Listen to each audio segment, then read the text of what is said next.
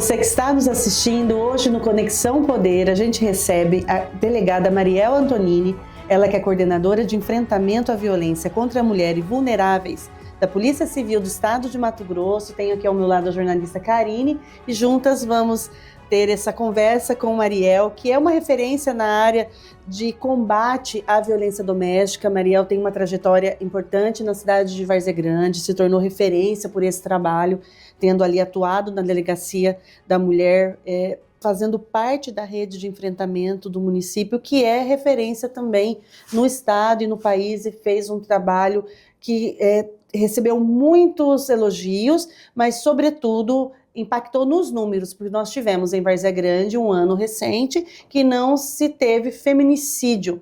E hoje, Mariel, o estado de Mato Grosso vive um número preocupante. Nós temos até então 27 feminicídios. Isso impacta, quer dizer, um aumento em relação ao ano passado? Seja muito bem-vindo à Conexão. Olá, Ana, Karine, muito obrigada pelo convite. É uma felicidade estar aqui conversando com vocês, trazendo notícias, informações para a população, esclarecendo alguns assuntos, porque essa temática ela é urgente, né? Bom, primeiro agradecer por toda essa referência ao trabalho realizado em Várzea Grande, foram 5 anos lá, onde realmente nós trabalhamos de forma muito ativa com a rede de enfrentamento, com o município de Várzea Grande. Isso fez toda a diferença. Esse trabalho em rede faz toda a diferença, né? E sim, ano de 2025, nós temos um ano em que os índices estão muito altos. Isso reflete um aumento de 42% no índice de feminicídio. Então, quando nós comparamos, né, o período de janeiro a junho de 2024, nós tivemos 19 feminicídios. E janeiro a junho de 2025 foram 27. Então, realmente é um aumento de 42%. É um número que nós temos que olhar com atenção, porque não é só um número, são vítimas que perderam suas vidas de uma forma brutal, a maioria dentro das suas casas, cometida por parceiros que convivem com elas, e pelo simples fato de muitas vezes elas não quererem mais manter esse relacionamento abusivo, né? Então isso é muito preocupante. Apesar de tudo que tem sido feito, a violência ela não diminui, a violência aumenta. Então nós precisamos continuar trabalhando, intensificando os trabalhos que vêm sendo realizados e conversando sempre, trazendo informações para a população. E Mariel, quando você diz intensificando os trabalhos, quais trabalhos estão sendo feitos que já apresentam resultados? Porque quando a gente olha para esse número crescente, eu penso que toda a equipe repensa as suas ações, porque se você está caminhando por um lado e o número continua crescendo, ele não estabilizou, e a gente sabe que violência doméstica, ela não é uma violência como a outra, ela tem uma outra complexidade, são outros elementos que acho que torna até muito mais desafiador, porque você tem que lidar com muitos elementos nesse processo. Então, quais ações que estão tendo resultado? Tá, então primeiro eu vou falar o que o Estado tem feito, né? E depois vamos falar dos desafios, como caminhar, como sociedade nós devemos nos envolver nesse processo. Bom, todas as instituições públicas, de alguma forma, ela vem trabalhando essa pauta e combatendo. Hoje eu estou nessa função de coordenadoria de enfrentamento à violência contra a mulher, sou delegada de polícia, então sou coordenadora de enfrentamento na Polícia Civil e também exerço a coordenadoria da Câmara Temática de Defesa da Mulher na Secretaria de Segurança Pública. Então, no âmbito da Polícia Civil, nós fizemos todo um mapeamento, qual que é a nossa estrutura, o que nós temos hoje e para onde avançar, né? Quantos policiais, o que nós podemos fazer para melhorar atendimentos nas nossas delegacias, quais projetos desenvolver. Então, todo esse mapeamento nós temos feito e temos desenvolvido trabalhos. Então, a Polícia Civil ela tem hoje 9 delegacias especializadas no estado e 24 núcleos de atendimento especializados de defesa da mulher e vulneráveis. nós precisamos expandir esse atendimento especializado, porque nós sabemos que quando uma mulher chega numa delegacia e ela é bem acolhida, ela é esclarecida sobre os seus direitos, ela é informada sobre os mecanismos de uma medida protetiva, ela busca ajuda. E essa medida protetiva, diferente do que muitas pessoas pensam, ela salva vidas. Nós temos estudo que demonstra que em mais de 80% a medida protetiva ela é eficaz. Então, nesses 20% que ela não funcionou, então a mulher foi lá, pediu a medida protetiva, pediu o afastamento, a não aproximação, vedação de contato, todas as medidas protetivas, mesmo assim, se o autor descumprir, volte, nós orientamos, volte na delegacia, comunique para que nós possamos trabalhar, fazer uma prisão em flagrante, representar por uma preventiva. Então, essa orientação de forma especializada, ela é importante.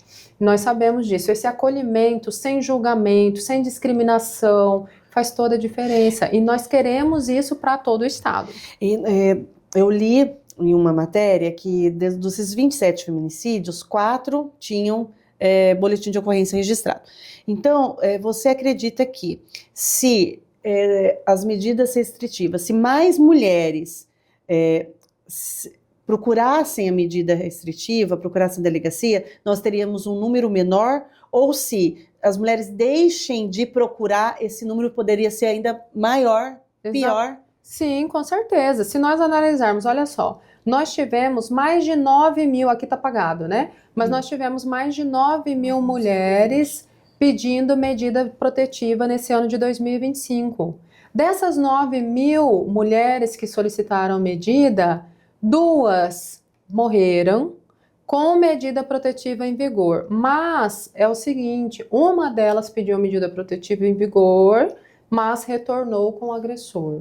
Não pediu a revogação. Então, quer dizer, quando uma mulher pede uma medida protetiva, é importante que ela também realmente faça com que essa medida protetiva ela tenha toda a sua eficácia, né? Ela não volte com o autor, porque isso tira todo o mecanismo de proteção que foi oferecido a ela. Então, o que eu quero dizer? Dessas 9 mil mulheres que solicitaram medidas protetivas, elas não morreram. Elas foram eficazes, foram 9 mil mulheres salvas, 27 mulheres sofreram feminicídio. Essas mulheres não tinham medidas protetivas, estavam sofrendo caladas, vivendo um ciclo de violência dentro de casa, sem buscar ajuda do Estado. E assim, essa ajuda, muitas vezes a mulher demora a perceber que ela está sofrendo a violência. Esse é o primeiro aspecto. Demora a buscar essa ajuda por vários aspectos, questão de afetividade, dependência afetiva, dependência emocional, dependência econômica, medo de criar os filhos sozinha. Então, é um processo longo e muitas vezes essa mulher não tem uma rede de apoio. Não tem um familiar que possa segurar na mão, vou te dar esse apoio agora, vamos, realmente enfrente isso, busque essa medida, faça valer essa medida, né? Então, assim, é muito importante essa rede de proteção para a mulher. E ciente de que tudo isso faz a diferença, a Polícia Civil tem um planejamento para instalar nos próximos anos mais 22 núcleos especializados no interior do estado. O que significam esses núcleos especializados? São espaços de acolhimento especiais nas delegacias de polícia, feitos por policiais capacitados. Então não é só pintar uma parede, colocar uma brinquedoteca e dizer que aquilo lá é um núcleo. Não. É que sim, fazer tudo isso, ter um local bonito, um local especializado, com um local lúdico para que as crianças que acompanham aquelas mulheres tenham um espaço para se distrair enquanto as vítimas de violência doméstica sejam atendidas e que esse atendimento seja prestado por policiais capacitados. Isso é uma política de Estado, é um planejamento que vem sendo desenvolvido pela Polícia Civil. Nós estamos organizando orçamento, todo um apoio que nós estamos solicitando de parceiros para instalar essas brinquedotecas também, porque isso faz a diferença. Uma mulher, quando ela busca um apoio, ela sofre violência doméstica, muitas vezes ela tem filhos. Olha, essas vítimas aqui que sofreram feminicídio, das 27, 22 eram mães. 22 crianças menores de 12 anos ficaram órfãs. Isso reflete um dado real, reflete o dado de que as mulheres que vão à delegacia buscar atendimento, elas têm filhos. E nós temos que ter a estrutura do Estado preparado para atender essa mulher e também as crianças que as acompanham. Então, isso é uma visão sistêmica do problema. Então, na Polícia Judiciária Civil, esse ano, além de fazer todo esse planejamento e começar a desenvolvê-lo, nós também já capacitamos, só no primeiro semestre, 500 policiais, com esse protocolo de atendimento com perspectiva de gênero que nós desenvolvemos. Isso é muito importante que você está falando, porque recentemente eu fiz uma entrevista com uma vítima de violência e um dos relatos dela foi justamente pela atitude dos colegas do agressor. O agressor é da Polícia Civil, foi condenado recentemente a 15 anos. Atitude, ela denunciou nessa proteção do gênero masculino, de auxiliar o outro amigo, deixa disso, não é bem assim. É essa mudança de perspectiva também para o profissional do sexo masculino. Com certeza, total. É um protocolo que foi desenvolvido pela Coordenadoria de Enfrentamento. Neste ano foi aprovado por meio de resolução, a resolução de número 116/2025, e justamente para ter esse atendimento de forma humanizada para todas as vítimas de violência doméstica que adentrarem nas delegacias de polícia. E esse protocolo, ele tem sido passado nas nossas capacitações. Dia 27 e 28 de agosto, nós faremos outra capacitação presencial para mais 100 policiais que atendem em regime de plantão em todo o interior do estado, nas 15 regionais. Então, esses policiais virão, farão uma capacitação presencial sobre como melhorar, sobre como qualificar o atendimento. Porque nós temos policiais que já atendem muito bem. Sim, sim. Mas nós temos alguns que precisam de uma... Gente, é uma reciclagem. Em todo o setor nós precisamos. Passou um tempo, a gente muda de área, ou a gente, vai perdendo a mão. Nós temos que nos atualizar. E isso faz parte, é muito importante esse processo. Então, nós estamos fazendo o nosso dever de casa na Polícia Civil. É importante deixar claro que todos esses casos aqui, 27 feminicídios, todos os autores ou estão presos em flagrante, ou preventivamente, ou cometeu suicídio, ou está foragido. Não tem nenhum caso impune. Não tem ninguém solto. Não tem, todos eles ficam presos. E é importante dizer também que com essa alteração legislativa, que foi uma iniciativa da senadora de Mato Grosso, Margarete Busetti, então nós temos que ter orgulho disso. Alterou a pena, hoje o feminicídio é a maior pena do nosso ordenamento criminal, e mesmo assim nós ainda verificamos que em vez de diminuir o índice, ele aumentou. Então é importante também trazer essa mensagem, os crimes eles não ficam impunes, não ficam, todos esses autores estão presos.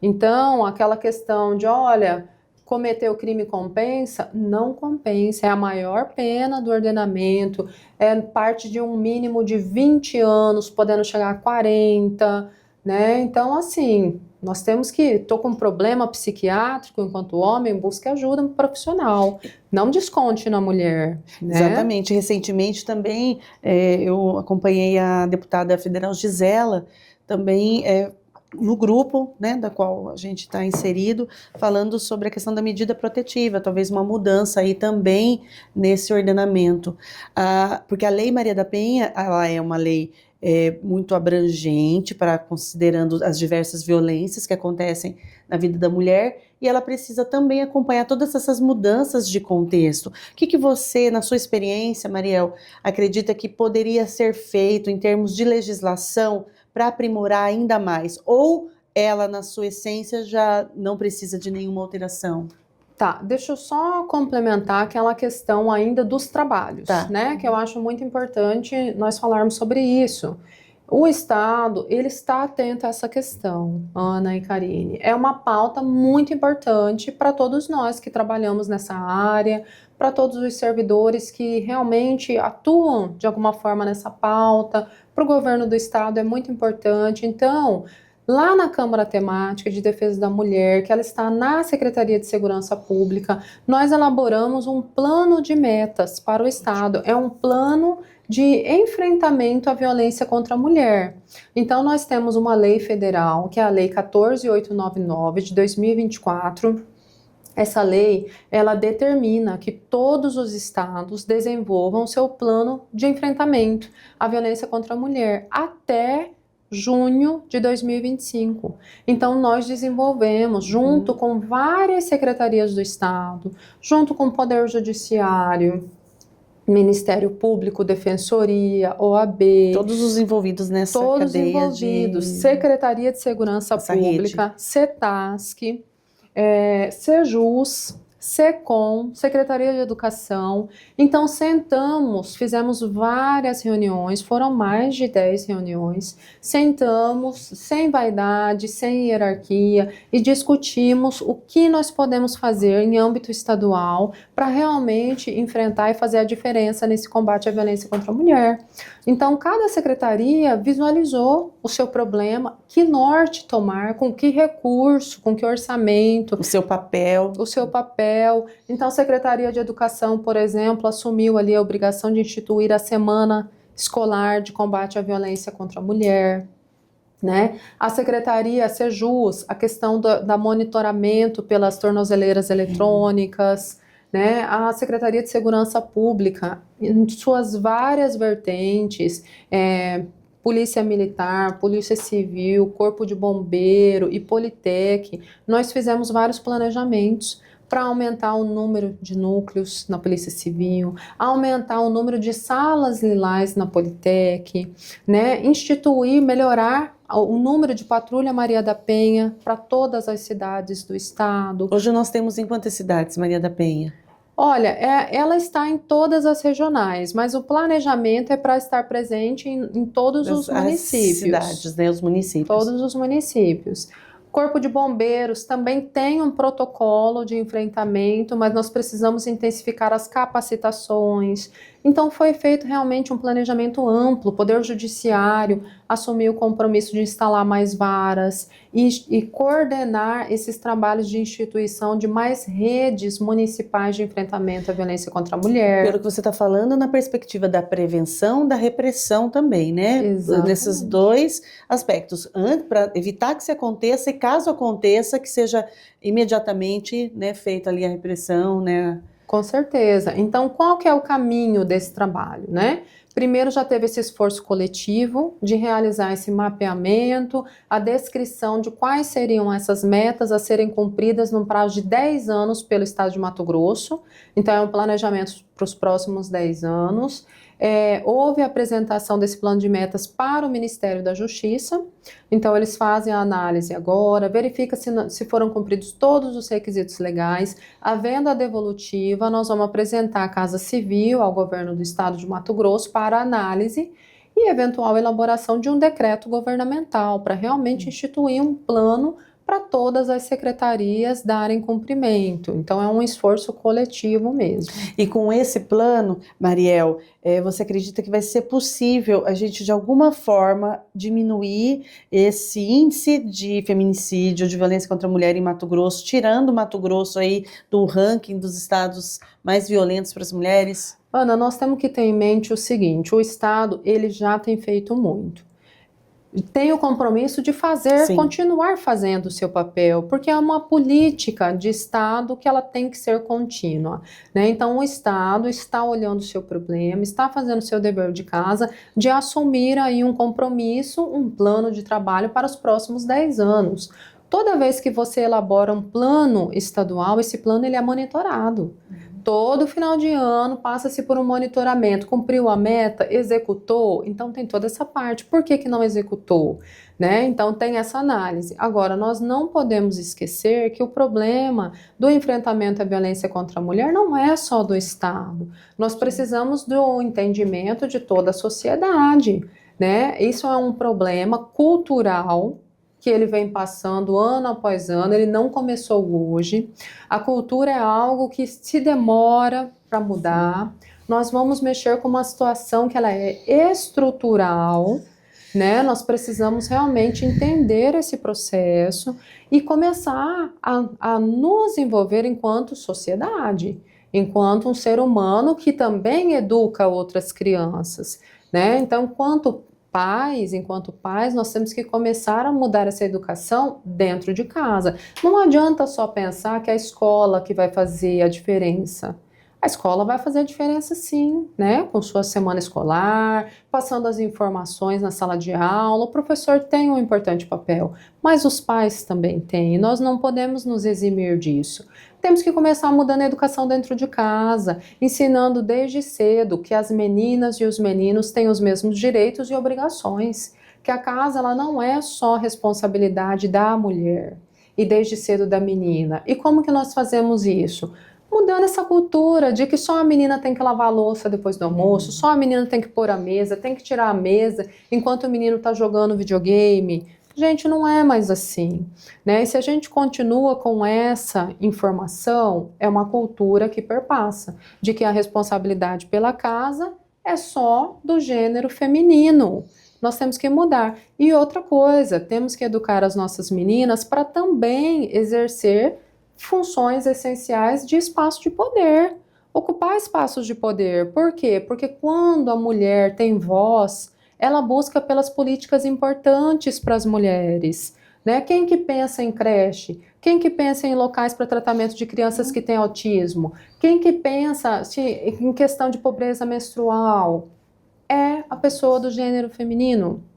Então, são pautas que as mulheres também têm que ocupar os espaços de poder. E não é só isso, é questão de gestão, liderança feminina, com um olhar mais sensível, com a mesma competência, com a mesma questão de estudo, conhecimento técnico, mas a mulher também tem um jeito especial de liderar a equipe, né? E falar mais sobre isso. Eu acompanhei Mariel por diversas vezes em palestras, em escolas, e essa maneira de naturalizar esses temas para que aquele estudante se veja no processo e se torne muito natural falar sobre tudo isso.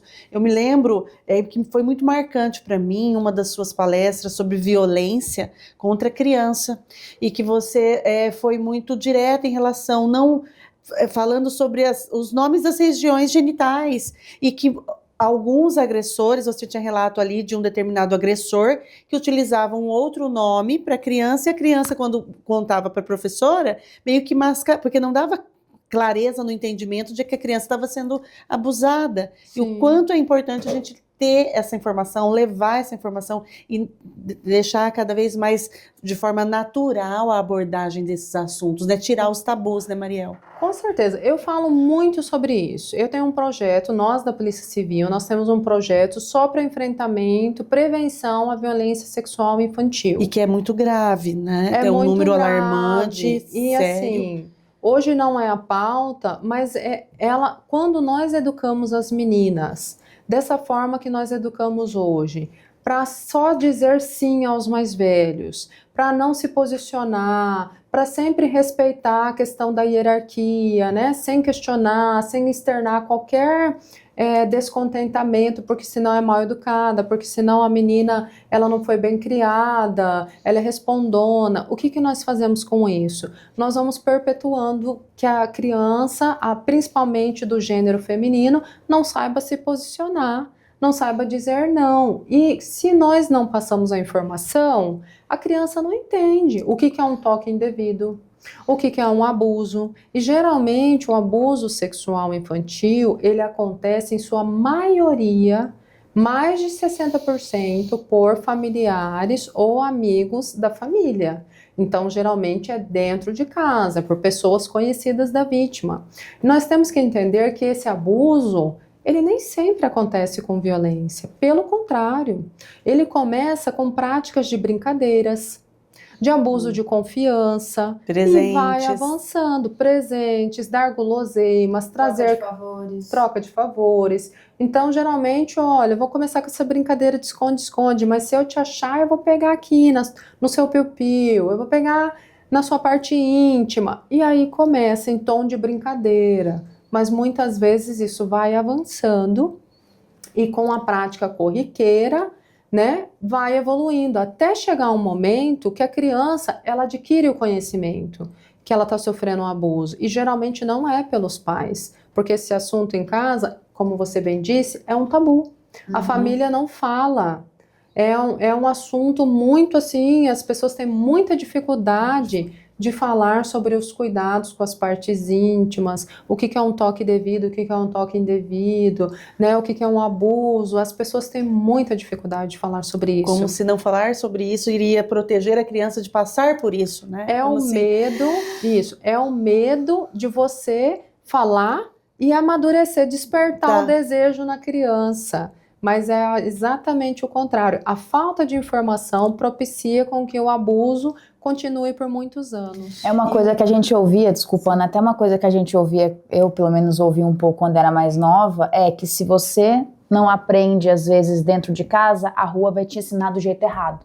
Exato. Que é o que muitas vezes acontece. Se você não se abre para esse diálogo, de conversar, de comentar, de mostrar qual o correto, qual não é o correto, que tem que ter essa confiança, esse laço de confiança entre os pais, a rua vai e às vezes ocupa esse papel de gerar confiança no que não pode, no que não deve. E uma criança, muitas vezes, uma menina que foi abusada na infância, pesquisas mostram isso, né, Mariel? Ela se torna uma adulta machucada, ferida e vulnerável a ser vítima de violências, de continuar com esse ciclo de violência. Com certeza. Então começa ali na infância. E aí você não ensina a pessoa a pôr um limite, a dizer não. O que acontece? Uma menina ou um rapaz também que é criado dessa forma, sempre dizer sim, sempre aceitar, e fica com baixa autoestima. Tudo que vem dos outros é certo, você não pode se posicionar. Aí, gente, nós não podemos esquecer que os nossos filhos, as nossas crianças, nossos adolescentes, eles vão para o mundo, eles não vão ficar conosco. Na hora de pegar um transporte público, um metrô, um avião, um ônibus, se vem alguém, toca na parte íntima, às vezes a pessoa fica com tanta vergonha que fica quieta, não busca ajuda. Começa a sofrer violência doméstica. Ai, não, mas eu não posso falar não, eu fui educada dessa forma, eu vou ficar quieta, eu vou aguentar por mais um tempo, isso vai mudar. Ele vai mudar, eu vou conseguir fazer ele mudar. É a educação que ela recebeu, então por isso que eu falo, nós temos um papel importante de desde cedo mudarmos a educação dos nossos filhos, ensinar os limites, ensinar que respeito é fundamental, que todos nós merecemos viver com amor, com carinho, não existe hierarquia numa relação conjugal, marido e mulher têm os mesmos direitos, as mesmas obrigações, todos são responsáveis pela casa, pelos filhos, pelo sustento da casa também, né? Porque às vezes fica muito cômodo, né? Só um lado que é direitos. Não, todos nós temos os nossos direitos, as nossas obrigações e temos que ser respeitados. Até fazendo uma construção com isso que a gente está falando, Mariel, mas eu acho importante esclarecer também o fato daquela frase que a gente sempre escuta e que a gente, acredito eu, que tem que desmistificar, que é não meter a colher onde não foi chamado, ou não meter a colher numa relação conjugal, não se envolver quando vê uma criança passando por uma situação de abuso, de estupro. Não, deixa que ela tem pais, os pais vão resolver. Ou então, deixa que ela é criada por tal pessoa, eu não vou me envolver. Mas às vezes, penso eu, você pode me corrigir se eu estiver errada, é isso que salva aquela pessoa, sabe? Essa questão que você comentou, né? O fato de Mato Grosso ainda configurar nessa posição nos rankings está muito atrelada à questão cultural. Com certeza, toda a sociedade tem que se envolver, né? E assim, às vezes a pessoa não quer fazer a denúncia para justamente não aparecer seu nome, não ser intimada, não criar um dissabor porque é um familiar ou porque é um vizinho. Medo. Mas pensa, e se a sua omissão levar essa mulher a ser assassinada? Né? Não é difícil saber que você sabia de todo esse sofrimento, desse ciclo da violência que ela vivia e não buscou nenhuma ajuda? É muito triste isso, né? É muito ruim. Então existem formas de fazer a denúncia de forma anônima. Sim. Ajude quem está sofrendo uma violência doméstica. Nem que seja de forma anônima, liga no 180. São canais que funcionam. Canais que funcionam. Liga no 197, 190. Essas denúncias, elas chegam de forma anônima para a polícia. E, Mariel, as redes de enfrentamento, você comentou a questão dos núcleos, né, que tem a meta importante de implantação de mais núcleos, e as redes de enfrentamento no estado de Mato Grosso. Como está? Os municípios estão se mobilizando nesse sentido? Elas estão tendo eficácia?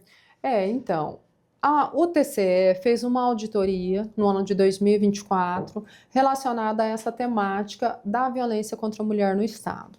Constatou que onde existem delegacias da mulher, as redes de enfrentamento, elas realmente são efetivas.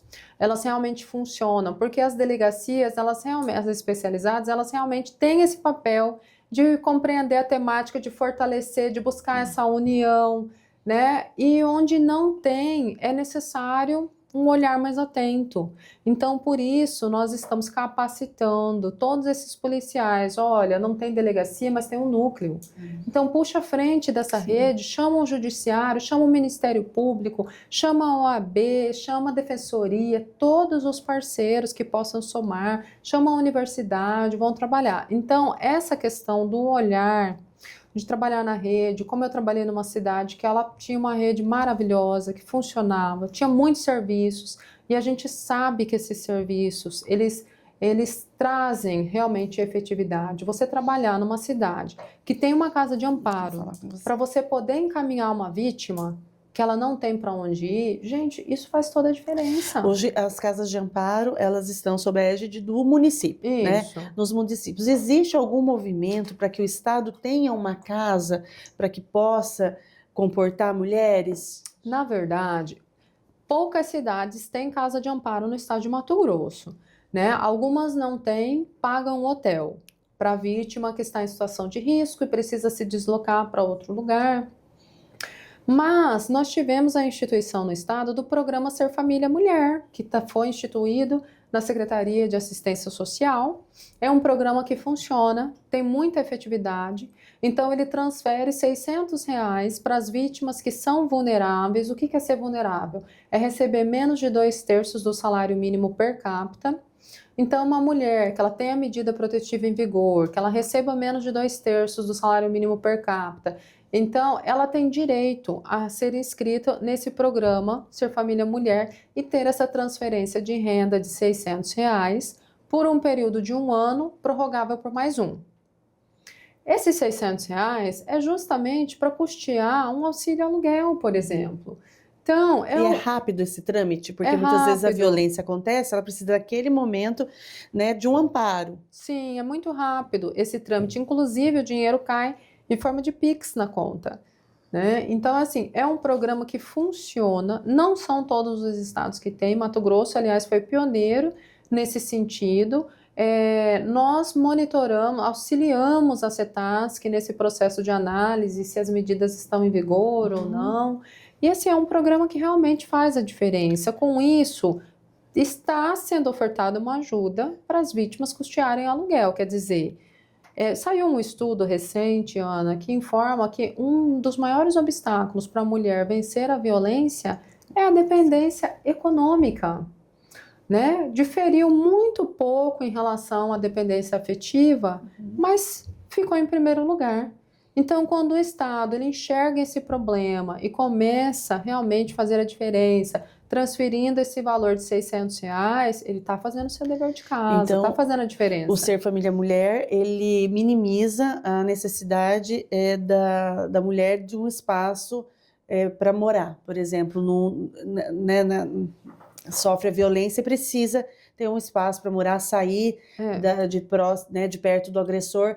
Você acredita que esse programa ele cumpre o papel e faz com que essa necessidade de mais casas de amparo não aconteça ou não? É preciso a gente ter mais casa de amparo e também ter esse programa? A casa de amparo, ela é transitória, né? Então, assim, aquele momento emergencial que a vítima saiu da casa, ela pediu uma medida protetiva e ela não tem mais condições de voltar para aquela casa é alugada, ela não tem condições de custear aquele aluguel, emprestada, né? Mora com o familiar do agressor. Isso, naquele momento ali, a medida não foi deferida ainda, a casa de amparo, ela tem esse papel fundamental de ser um local de acolhimento, de proteção, não só para ela, mas também para os dependentes, né? A casa de amparo muitas vezes leva as crianças até a escola para não perderem aula. Então, faz um papel muito importante, né? Mas nós também temos esse outro viés de auxílio. O que eu falo que é muito importante também desse programa? Não é só uma transferência de renda. Para a mulher ser beneficiada, ela tem que realmente se inscrever em cursos de capacitação, porque o programa ele é temporário, é 1 ano, prorrogável por mais 1 ano. E depois ela vai fazer o quê? Vai custear o aluguel como? Então, ela tem que se qualificar para realmente buscar inserção no mercado de trabalho. E para que esse programa, para que ela tenha direito a esse programa, o município tem que fazer uma adesão junto ao Estado. Sim. Esse é um problema. Alguns municípios não aderem, porque um dos requisitos de aderir realmente é essa questão do monitoramento, né, que tem que ser feito pelos CRAS ou CREAS, tá? E também essa questão de ofertar, né, os cursos, criar as OPMs nos municípios. O que é a OPM? São organismos de políticas para mulheres. Sim. Então tem que ter uma secretaria municipal, um orçamento ou direcionado, alguma coordenadoria, exatamente, um orçamento direcionado. Realmente é uma política para enfrentar a violência e a junção contra a de mulher. forças, Mariel, junção de forças do governo federal, do governo estadual, do governo municipal, da sociedade, de todos os entes. E aí eu volto para aquela pergunta da legislação, né? O que como você visualiza a legislação? Por experiência, eu falei para Karine, falei, Mariel, de chão de fábrica, além, claro, de toda, né, de idealização de muitos programas, ações, mas também de atuação na ponta, ali onde o crime aconteceu, você por muitas vezes esteve já o tempo todo buscando salvar realmente a vida daquela mulher. Sim, a lei é muito boa, né? Ela tem assim vários mecanismos. Nós precisamos implementar muitas coisas que ainda estão, né, pendentes de implementação, às vezes até por falta de conhecimento, o que nós estamos levando em capacitação. Algumas questões relacionadas à guarda, alienação parental estão acontecendo. Sim. Isso é uma questão que nós temos que nos debruçar a fundo, porque muitas vezes as mulheres saiu no Fantástico de forma recente, e isso a gente vê na prática, muitas mulheres que sofrem violência doméstica, quando vão buscar uma medida para ela ou para os filhos também, há uma alegação de alienação parental, e aí pede essa inversão da guarda para se tornar unicamente unilateral, né? Então é uma questão assim que muitas vezes as mulheres continuam sofrendo caladas para não denunciar o autor, para evitar uma alegação de alienação parental. Então isso é uma questão complexa que tem que ser enxergada e ela está acontecendo. Eu queria só puxar, acho que para finalizar, como a gente está comentando desses avanços nos municípios, né, dessas regionais, da implementação de locais apropriados, nesses 6 primeiros meses aqui, 6, 7 primeiros meses de 2024, 2025, eu estou no ano passado ainda, como é que está essa relação dos municípios, assim, quais municípios tem demonstrado mais casos, infelizmente, mais casos de feminicídio, de abuso? Acho que é um dado importante para a gente trazer. Tá, a violência ela está espalhada no estado todo, né? Por hora, nós ainda assim não visualizamos uma predominância que se destaque em alguma regional em especial. Ela realmente está espalhada em todo o estado, demanda dessa atuação conjunta. O problema ele é complexo. E assim, nós temos que entender que precisa haver uma junção de Estado, sociedade civil, homens e mulheres. Porque quando nós falamos na pauta violência contra a mulher, a maioria das vezes é só a mulher que fala. E quando nós mulheres falamos, parece que é um assunto que, não, eu não quero tocar nesse assunto, esse assunto é de mulher. Então vamos falar, assunto de homem, crime organizado, né, combate a tráfico, e assunto de mulher, violência contra a mulher. E não é assim, não pode ser assim. Nós vivemos numa sociedade, a sociedade, todos os homens têm mãe, têm irmã, têm filhas, têm tia, algum vínculo familiar com mulher tem. E ninguém quer que o seu familiar, sua familiar próxima seja vítima de um feminicídio, né? Então todos nós temos que nos engajar. Então, eu vejo vários homens postando na internet. Eu convido esses homens a falar sobre violência doméstica também, porque isso impacta, faz a diferença. Muitas vezes o homem escuta o outro homem, mas não escuta a mulher. Escuta o outro homem. Na Polícia Civil, nós temos um projeto que é Papo de Homem para Homem. Ele é chefiado por um delegado homem, justamente por conta disso, essa identidade, né, essa representatividade masculina. É muito importante que os homens, né, se posicionem. Não é legal bater em mulher, não é certo, né, se manifeste publicamente, seja um formador de opinião.